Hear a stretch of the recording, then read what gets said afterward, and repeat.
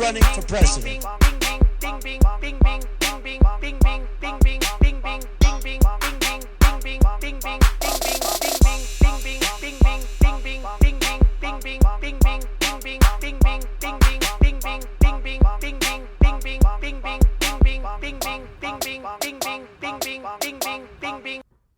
Hey, it's Don't Be a Douchebag. It's episode 33. The title is Own It and Keep Moving, and part one of my newest leadership series titled Sergeant Neil, Don't Be Like That Guy. Anyways, what spurred all this, I met my hero last week, Jacko Willink. He did an amazing speech on leadership, and he also signed my favorite book, Extreme Ownership. And I was able to shake his hand and thank him and tell him how much his book has helped me. He has co-authored and authored several books on leadership. I myself have been to countless leadership trainings and seminars, and I can say that this material is the best I have ever encountered. Jacko is a brilliant storyteller and is able to lure you in and teach you a valuable lesson at the same time. Extreme Ownership to me is not just a business book. To me, it is a way of life. Everything in your world you own, good, bad, or indifferent. SCA 1 is mine, and I own it. It does not own me. I own PTSD. It does not own me. I try and own my mistakes, learn from them, and keep moving. This is the way I live, so it applies to everything in my world. No excuses. Own it and keep moving. It would be easy to give up and blame a shitty life on my SCA and my PTSD, and I'm a combat vet. My cardboard bum sign would be epic. All that said, don't think for a second that I got my shit together. To that I say, LOL. I have a emotional roller coaster that belongs in a theme park. If I didn't have my wife or my boys and my service dog, I don't think I'd make it too far. With the support of my family and a really long spiritual journey, some yoga and Buddhism, and that book, Extreme Ownership, helped me pull out of my dark hole of depression. With all this, I've decided to take on what I have learned about leadership in my life. And I believe we are all students of leadership. We just suck ass at the application at times. Part 1, Sergeant Neil. I'm going to alter the names in the story, but that won't defeat the point of the story. The point is to tell you a story, maybe get a laugh and a lesson out of it. It's not to embarrass said douchebags or exploit people's privacy. So, here we go. Part 1, Sergeant Neil. Don't be like that guy. I was 20, fresh at AIT, stationed at my first unit, Hot Troop, 1st Cavalry Regiment. My job in the Army was a Cavalry Scout, 19 Delta, and my first task was a driver of a Humvee. I was a driver, and Specialist Newt was the gunner, and Sergeant Neil was my truck commander in charge of Newt and myself. The structure went like this. Alpha Section had 2 Humvees that had a driver, a gunner, and a truck commander, and so that made my first line supervisor, Sergeant Neil. Hot Troop had a FNG drought for about 6 months, and so I was their first newbie for a while. And I might as well have worn a sign on me that says, I'm a worthless dick fuck, and who doesn't know shit, dumb private, please kick me. I was sub-whale shit at that time. When I arrived, I told everyone that asked who my second sergeant would be, And I replied with Sergeant Neil. I would yell with authority, promptly followed by their rank. In this case, it was my first sergeant, the first time I met him, asking me, and I said, Sergeant Neil is my second sergeant, first sergeant. And the return glance I got told me I was going to have a wonderful time. Just kidding. It was a look of sadness and sedition at once. I'm not quite sure how else to explain it.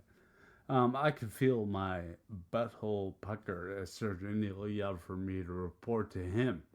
I ran to him and stood at parade rest and yelled, Barberson, reporting is ordered, Staff Sergeant.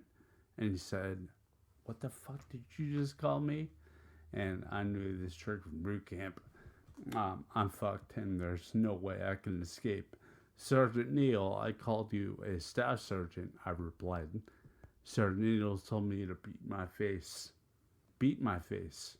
I had heard many things in boot camp, but beat your face was new. I replied with, I'm not sure what that is, Sergeant Neil, but if you care to explain, I would like to execute that order. And Sergeant Neil proceeded to calmly explain, it's a front lane arrest position, bitch. Do push-ups until I fucking die. So, I did some push-ups, and unfortunately, Sergeant Neil didn't die. Huh? I was terrified to screw up, and I fucking hated Sergeant Neil for that. He was a bully that was well protected with rank. I made the choice to eat shit and bear it. Sergeant Neil is the worst fucking boss that I've ever had in my entire life. But that doesn't mean that I can't be a good soldier. He taught me very important lessons in leadership. Don't be like that guy. Not just when you attain a position of rank or power, but all the time. Sergeant Neil was loathed by everyone that he outranked and sucked up to everyone that outranked him. He enjoyed his power and wielded it like the bully cunt he was. Fast forward a few months, we flew to Fort Irwin, California for some desert warfare training. As the fucking new guy, I had the honor of lugging around the M240 Bravo 7.62 belt-fed fully automatic machine gun. We used blanks. It was really heavy, by the way. Really fucking heavy. We used blanks during training, and there is an adapter that goes in the 240 Bravo to fire the blanks. Without this adapter, the 240 will not fire. Okay? Or maybe one at a time.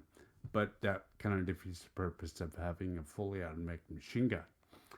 And without this adapter, the weapon would be useless for the entire 2-week exercise. I was not aware of this adapter. I didn't even know it existed. I had fired this weapon before and was quite familiar with it, but that was with live rounds. I did not know that the adapter was needed to fire the 240 if I blank rounds. As we gathered for our first dismount mission, Sergeant Neil asked me after the mission brief what the adapter was. I could feel my heart drop to my nuts. I'm not aware of the adapter, I answered back, Sergeant. Sir Neil, yeah, that's because you forgot it, he answered. Here, it'll cost you 100 push-ups. So I dropped and started doing push-ups, and as I was doing them, Sir Neil put the set adapter on my head and said, every time you drop this adapter, you get to start over. I did a lot of push-ups that day. Fast forward a few days, we had a good mission and performed well. And as a reward for my stellar performance, Sergeant Neil made me a necklace to wear 24/7. And guess what? It was that motherfucking cocksucking adapter. So I wore it everywhere. To the shower, to the shitter, when I shaved, everywhere. So, what's the issue? Other than, obviously, he's a crusty cunt. Be a teacher. Sometimes the best one is the one that teaches you what not to do. But The adapter is an important piece of equipment for training, right?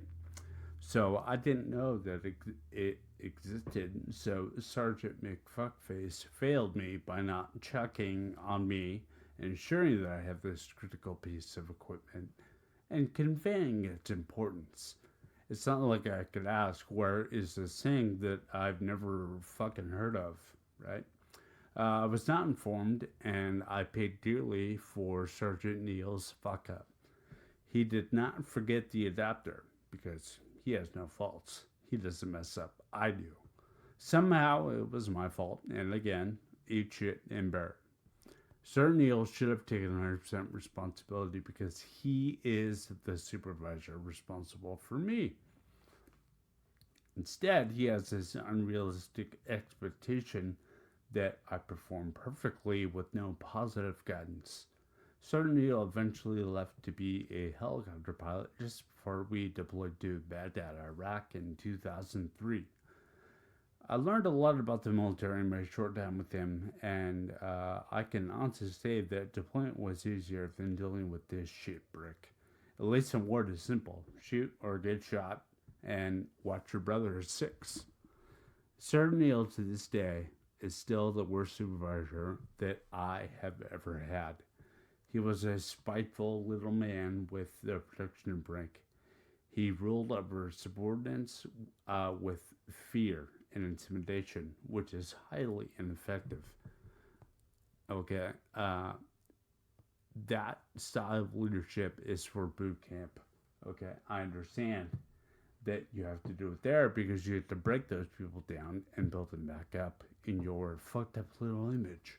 But when you're out of that training, be a teacher, not a cunt. I and others had no respect for him and did just enough to keep him off our ass. We didn't go above and beyond. What's the point? He doesn't care, and he doesn't encourage it. I followed along, I played a good soldier, and bided my time. When he left, I had such a huge relief and felt like I'd just gotten out of prison. Maximum security prison to regular pop. I had a new section and section sergeant. We'll call him Sergeant Goldwing. He was a great teacher, a knowledgeable scout, a senior scout in his last platoon, and he loved to train. Now, this wasn't, all unicorns and fucking roses. It was still hard, but at least he was willing to teach me. And the other brothers in my section were also willing to teach me and help me. Under Goldwing's leadership, I flourished. He was like a big brother to me, while Sir Neil was like a handsy uncle that smells like weeping, festering wounds. I vastly improved my physical score, way better at calling for artillery, better at map reading, and how to use the GPS plugger system we had at the time. All around, I improved because I wanted to learn, and I had the drive, and I finally had the person to do that. I wanted to learn and be the best, and I felt like I could finally do that without that cunt-faced Sir Neil. My newly formed section was full of experienced teachers of various ranks, and I was a willing student. This was the section I deployed with to Baghdad, Iraq.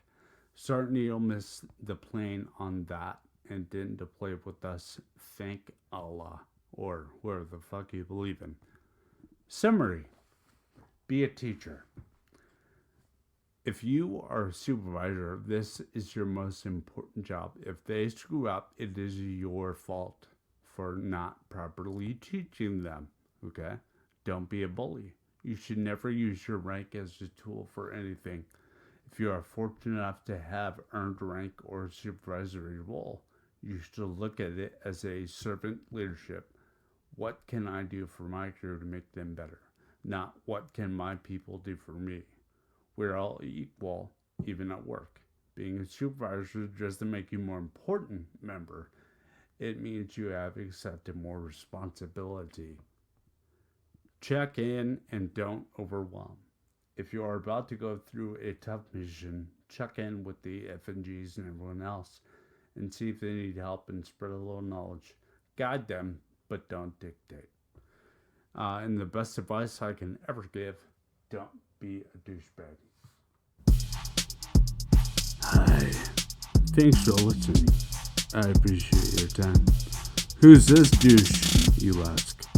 I'm Chris. I'm a combat veteran. I have PTSD, and I have SCA1. SCA1 is a rare neurological disease that slows and slurs speech, and I have to use a walker to get around. It's like being drunk without drinking beer, and if you know me well, that is the greatest torture. My podcasts are of me just yelling and cursing at the mic, and I hope you enjoy. Bye!